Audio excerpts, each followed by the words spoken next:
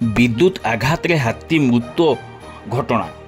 हाथी नेला बदला, घर भांगी राग सुझाइला। 13 तारिख राति रासोईनपुर रेंज अधीन नाकीचुआ ग्रामर टियाखाईठारे एक 10 वर्षीय माई हाथीर विद्युत आघात रे मृत्यु होइथिला। तेबे सूचना पाई घटनास्थल में वन विभाग पहुंची स्थितिर अनुध्यान करी तन्न तन्न करी संपूर्ण अंचल को परखिथिबा बेले हाथी मृत्यु स्थानीय लोकों संपृक्ति थिबा जानिबाकु पाइथिले। तेबे 3टी घरर बाड़ चारिपाखे विद्युत संजोग करिथिबा एवं विद्युत संजोग में व्यवहृत खोला जीआई तार को जबत करिथिला वन विभाग।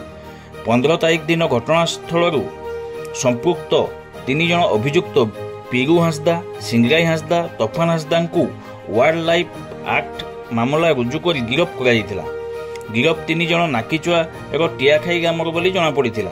तेबे हाथी मरिथिबा स्थानरू हाथी को 1 किलोमीटर दूर में उक्त मृत हाथी को पता जाइथिला। तेबे 14 तारिख विलंबित राति रे सांग हाथी को खोजी खोजी शव पता होइथिबा स्थान को जाइथिले 6 टकिया हाथीपल। सकाळु स्थानीय लोके देखिबाकू पाइथिले शव पता जाइथिबा स्थान रे हाथी पादचिन्ह पड़िथिबार। तेबे गतकाली विलंबित राति रे सांग हाथी मृत्युर बदला नैछंती सांग हाथीपल। विद्युत तार बांधी हाथी मृत्युर कारण पलटिथिबा तथा जेल रे थिबा पीरू हांसदा घर को भांगी किछि मात्रा रे राग सुझाइछंती हाथीपल। तेबे काहेकि आम सांग हाथी को मारिल? आमे तो खाद्य अन्वेषण रे घर घुरुथुलु। आमे तो निरीह हाथी, हठात कहारी किछि क्षति करूनाहु, काहेकि आम सांग को मारिल? एबे आमे तुम मानकु छाड़िबु नहीं भाभी घर भांगी थिबा सबुठी आलोचना होउथबा जानिबाकु मिलिछि।